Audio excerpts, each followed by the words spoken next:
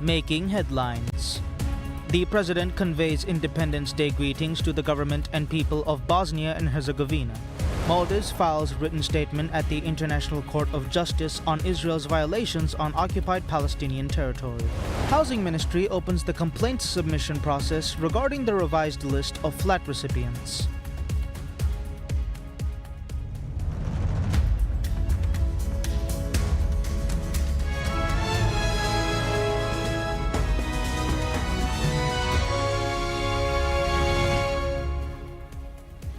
Bismillahirrahmanirrahim. Assalamu alaikum. Welcome to PSM News in English with me, Hafiz Abdul Sattar. And now the news in detail.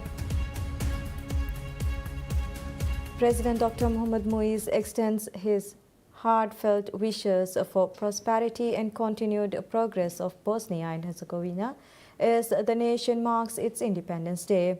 The president conveyed greetings and good wishes of the government and the people of the Maldives to the chair of the presidency, Zilja, and the Council of Ministers, Borjana Cristo, the government and the people of Bosnia and Herzegovina. In separate messages to the leaders, President Dr. Muiz also extended his personal best wishes for their good health and happiness and for the continued progress and prosperity of the people of Bosnia and Herzegovina. Bosnia and Herzegovina declared independence in 1992.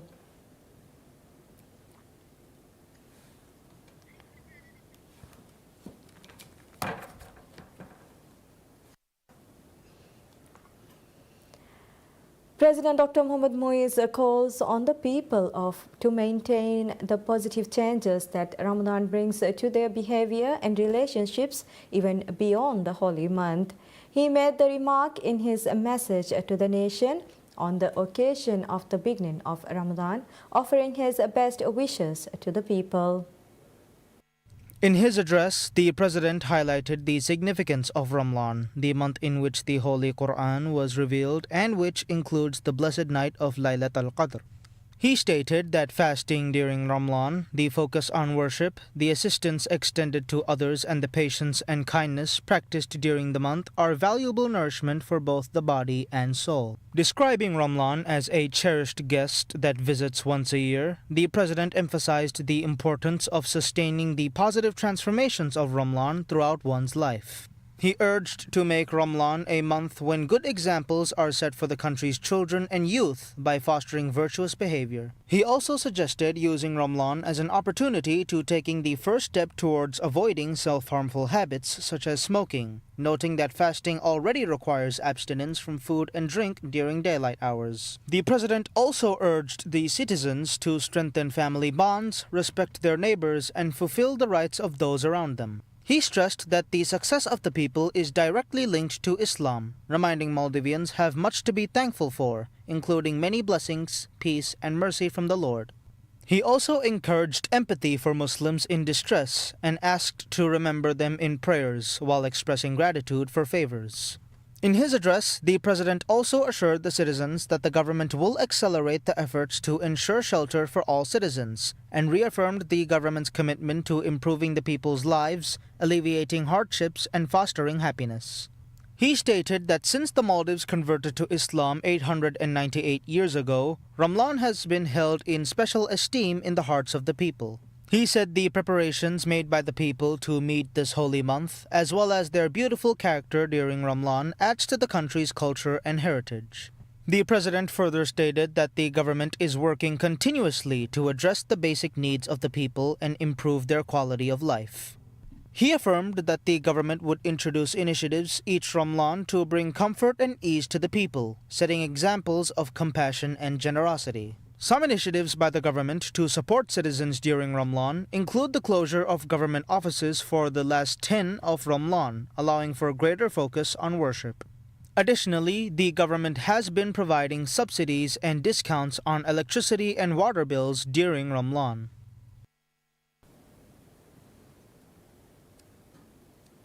In a compelling message marking the commencement of Ramadan, President Dr. Mohammad Muiz fervently calls upon the Muslim Ummah to redouble their efforts in mitigating the hardships faced by Palestinians in the West Bank and Gaza. In his message addressed to the leaders of Islamic nations, the President extended heartfelt greetings for Ramadan on behalf of the government and the people of the Maldives, reinforcing the deep bond of brotherhood shared within the Islamic world. Central to President's message was an impassioned plea for a just and enduring resolution to the Palestinian plight. He stressed the paramount importance of advocating for Palestinian self-determination and the establishment of an independent state of Palestine, predicated in the pre-1967 borders with East Jerusalem as its capital. The President's address underscored Ramadan's essence as a period of spiritual rejuvenation, introspective and communal unity. The emphasis was placed on the virtues of faith, compassion and generosity, urging the Muslim Ummah to embody these qualities in their support for Palestine. As he concluded, President Dr. Muiz offered earnest prayers for Almighty Allah's infinite blessings, encompassing harmony, good health and continued success for the leaders and citizens of Islamic countries.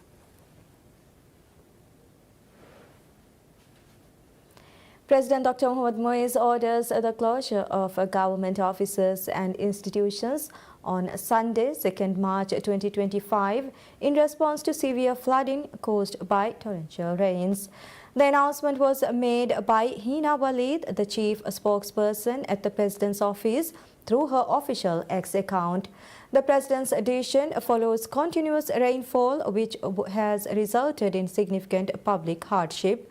The incessant downpour on Saturday led to extensive flooding in Male city, including Male, Hulumale and Hulule, home to Welana International Airport and several other atolls. The Maldives National Defence Force (MNDF) and other agencies have been mobilized to mitigate the impact of flood waters on households and properties in the capital. According to MNDF, 17 pumps were deployed across 6 locations to remove flood water, with an estimated 17,000 tons of water already pumped out. The MNDF has also provided assistance to 131 properties and supplied 976 sandbags to help control and mitigate the flooding. The MNDF is also extending support to 5 other islands severely affected by the flooding: Hura, Guradu, Himmafushi, Tulustu, and Mafushi in Kaf Atoll and Mamigili in Alif Dal Atoll. The Maldives Meteorological Service Met Office reported that the automatic weather station in Diffushi, Kaf Atoll, recorded 296 millimeters of rainfall in the past 24 hours, marking the highest daily accumulated rainfall in the country's history. A yellow alert has been issued by the Met Office, targeting the region between Ha Alif and Baitos, effective from 930 hours to 130 hours. The Met Office has warned of torrential rain and thunderstorms with a gust of wind reaching 45 mph during this period. Another yellow alert was in place for the region between Ba and Mim Atoll until 1100 hours today.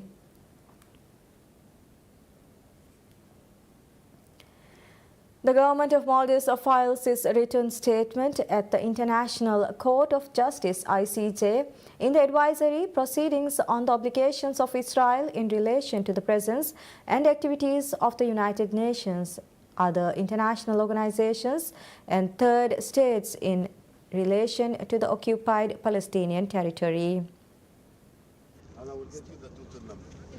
The United Nations General Assembly on 19th December 2024 adopted a resolution in which it requested the ICJ to render an advisory opinion on the obligations of Israel in relation to the presence and activities of the United Nations, UN, other international organizations and third states in and in relation to the occupied Palestinian territory. In particular, The question addresses Israel's obligations to ensure and facilitate the unhindered provision of essential supplies, basic services, and humanitarian assistance to the Palestinian civilian population. According to the Attorney General's Office, AGO, the Maldives' written statement examined international humanitarian law and obligations under certain human rights treaties and a special focus on Israel's violation of its obligations in respect to the unhindered provision of water to the Palestinian civilian population. AGO noted that the statement examined the obligations of Israel as a member of the UN in relation to the presence and activities of the United Nations Relief and Work Agency for Palestinian Refugees in the Near East, UNRWA, including Israel's violation of international law in dismantling that vital organization. In the statement, the Maldives condemned the continuous breach of international law and international humanitarian law by Israel, including the illegal act of settlements, expansion, destruction of UN agencies and its relief organizations, and obstruction and attacks on aid workers without any repercussions. These actions not only hinder the provision of basic services and the realization of the basic rights of Palestinians, but also undermine the only path to lasting peace, which is the establishment of the state Palestine based on pre-1967 borders with East Jerusalem as its capital, it said. The Maldives confirmed its unwavering support for the Palestinian people in their pursuit of their unalienable rights, including an international sovereign state of Palestine based on the pre-1967 borders with East Jerusalem as its capital. The Ministry of Construction, Housing and Infrastructure opens the complaints submission process regarding the revised list of Gedorveria schemes of flat recipients. The former administration, led by the Maldivian Democratic Party MDP, initiated the development of 4,000 flats in Hulumale under the Gedorveria scheme. However, the project remained incomplete at the end of the term. Ahead of the conclusion of then President Ibrahim Mohamed Saleh's term, the government released a final list of flat recipients. However, after a case was filed regarding the list, the Anti-Corruption Commission ACC revealed that only 20% of the listed recipients met eligibility criteria. The discovery by the ACC forced the current administration to conduct a thorough review of the recipients list. Following a review of the list gazetted by the previous government, the current government publicized a revised list identifying both eligible and ineligible applicants on February 27th, while complaints submission has now been opened for the list. The deadline for submission is until the end of March. Housing Ministry said that any complaint regarding any individual on the list can be submitted via email to gedorveria@infrastructure.gov.mb or by letter to the ministry. The public has been asked to contact the ministry directly for further information on the complaint process. The ministry has decided to proceed with the handover of the flats to the eligible recipients identified on the list.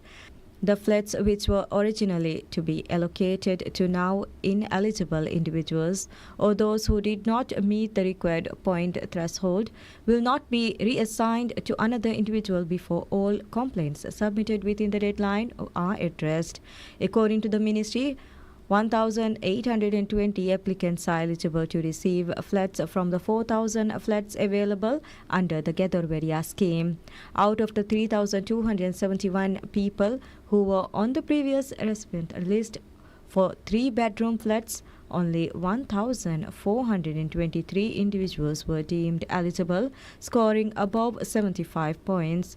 For 2-bedroom flats of the 1,423 people previously declared eligible, only 397 individuals qualified, scoring above 73 points. The government launches the Agu Magu portal, a new platform that enables the public to check market prices of essential goods during Ramadan. The application was launched by the Minister of Economic Development and Trade, Mohammad Saeed. According to the Ministry of Economic Development and Trade, the primary objective of the portal is to ensure that basic food items are available to the public at affordable prices. The portal will display the lowest available prices for essential goods in one place. The ministry said the portal will feature prices based on information collected by the ministry's inspection teams on weekly visits to shops and markets. Speaking following the launch of the application, Minister Saeed said the purpose of the application is to enhance accessibility to household food items. He stated that essential food items are those defined by international standards. The Economic Ministry said the list of basic food items on the portal has been compiled with accordance with the standards set by international and Maldivian authorities. Currently, the list includes prices available in stores in Male and Hulumale. However, in the future, the prices of goods in the atolls will also be included.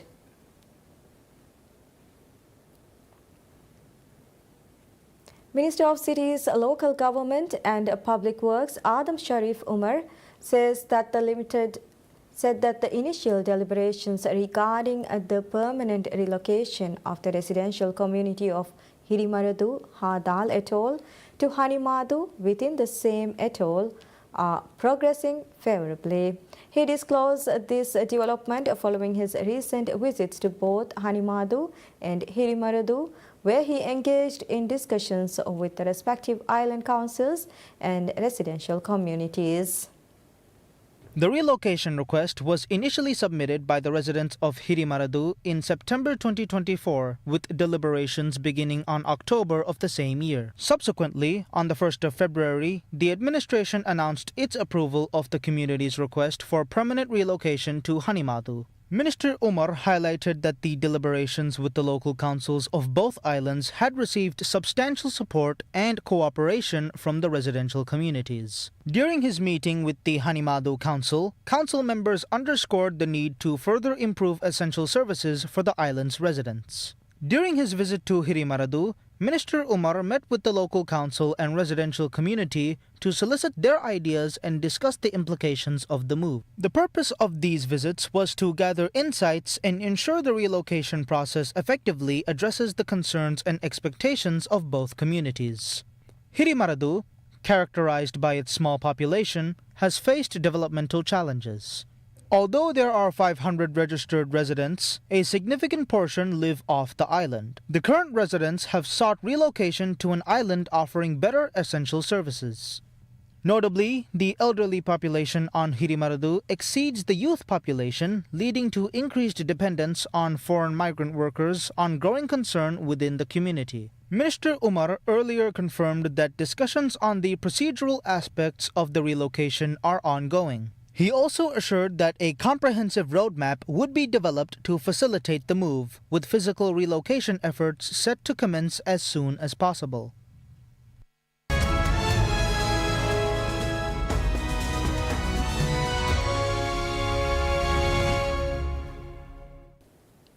India's benchmark indices logs their worst day in around 5 months, with Nifty 50 posting its longest monthly losing streak since 1996 on pessimism over domestic market conditions. The benchmark Nifty 50 and the BSE Sensex closed 1.9% lower at 22,124.70 and 73,198.10 respectively. Meanwhile, the broader and more domestically focused mid-cap index confirmed a bear market, falling more than 20% from its September 24th record close, pressured by poor earnings, lofty valuations, looming U.S. tariff concerns, and persistent foreign outflow. Its peer, small-cap index, had confirmed the trend on February 14th. Analysts expect the pressure on the indexes to persist. Today's situation seems very deep and is giving a lot of pain. Primarily because you have very few buyers left in the market. The domestic financial institutions are not buying in the scale that they were buying. Last year and a half, the market was riding high on promoter buying, IPO coming into the market, their funds coming, and the retail buying. So what has happened is in the last few months, SEBI, exchanges, brokerage houses, all of them have kind of checked the retailer from buying and increasing their value. The mid-cap and small-cap indexes fell 11% and 13% respectively in February, their worst monthly performance since the COVID-19 pandemic-induced selling in March 2020. All 13 major sub-indexes fell for the month, with realty and information technology stocks leading the losses. On the day, the IT index slumped 4.2%, leading losses on the benchmark index after weak U.S. labor market data added to worries of a potential slowdown in the world's largest economy may be slowing. IT firms earn a major share of their revenue from the United States. Sentiment was also roiled by escalating concerns about a global trade war after U.S. President Donald Trump said that the 25% duties on imports from Canada and Mexico would come into effect on the 4th of March.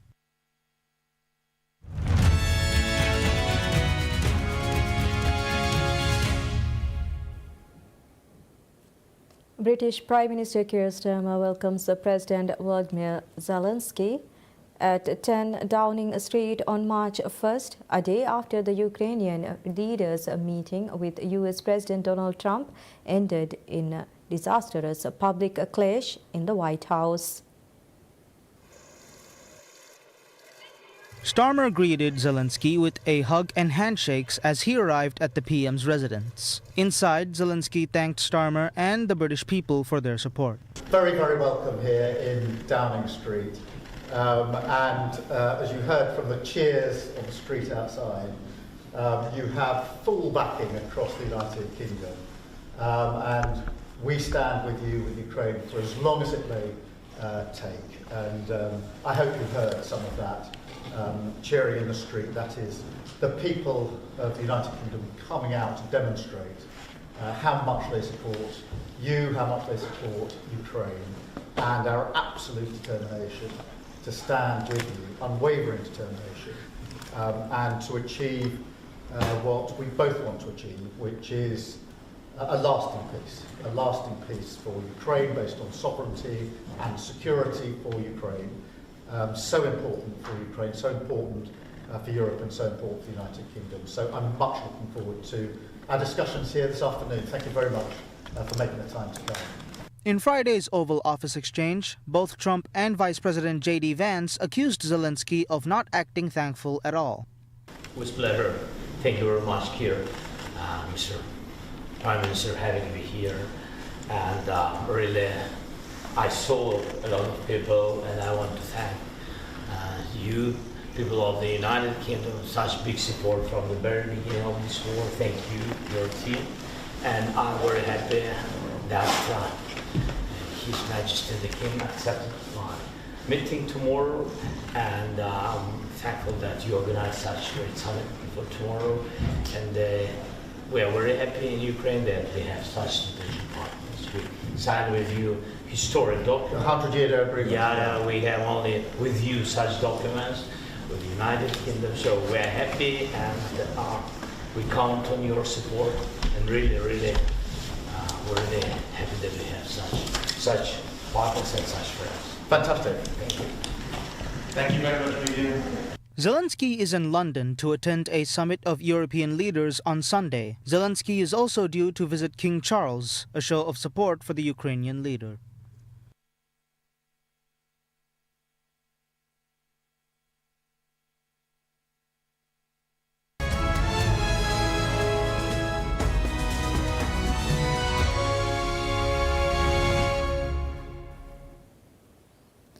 Six times MotoGP champion Marc Marquez made the dream start to life at factory Ducati when he led from lap 1 to the checkered flag to win the sprint at the season-opening Thailand Grand Prix. As his younger brother Alex Marquez came in second. Twice MotoGP champion Francesco Bagnaia, Marquez's new teammate, finished third to complete in all Ducati podium. The Buriram International Circuit pole sitter rocketed off the line as Alex struggled to match his pace and never looked in danger of losing the top spot in the 13-lap sprint. It was just the second time in his career that Marquez had won a sprint, with the first coming at the Aragon MotoGP in August. The 32-year-old Spaniard now leads the championship for the first time since 2019 after collecting 12 points, 3 more than Alex and 5 ahead of Bagnaia in third, and will have the opportunity to stretch the gap further in Sunday's race. Trackhouse's 24-year-old Japanese rider, Ai Ogura, had a promising MotoGP debut, making up 1 place from qualifying to come fourth. Franco Morbidelli was 5th, ahead of Pedro Acosta and Fabio Quartararo. Australian Jack Miller of Prima Pramac Yamaha crashed out at turn 8, having qualified 4th on the grid. Local hero Somkir Chantra finished outside the points in 19th place. In Moto2 qualifying, Spaniard Manuel Gonzalez pipped Celestino Vietti for pole by just 0.036 of a second, with Aaron Senet qualifying third. In Moto3 action, Matteo Betele secured his first career pole ahead of Stefano Nepa and Jose Antonio Rueda.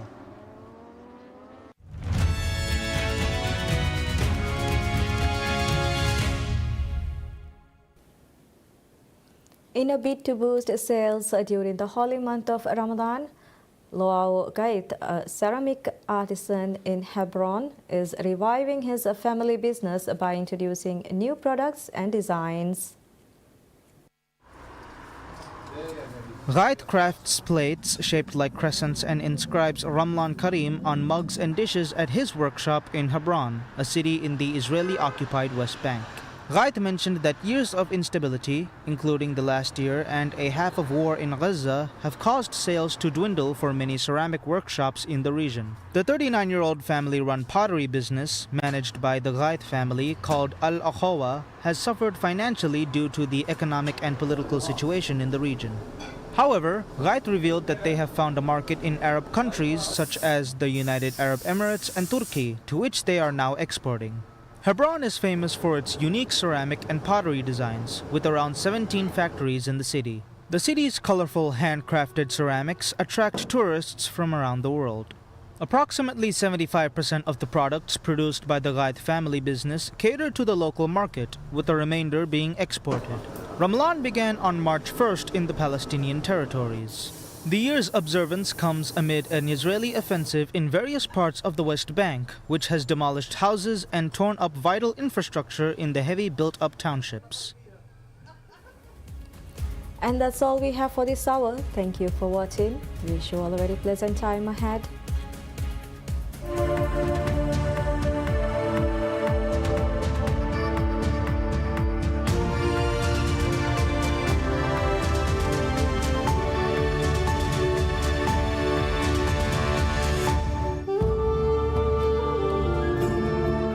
Barakatir Ramadan mahoge heyo idmaat huniya TV ballawa lobit rayitunan ariskuran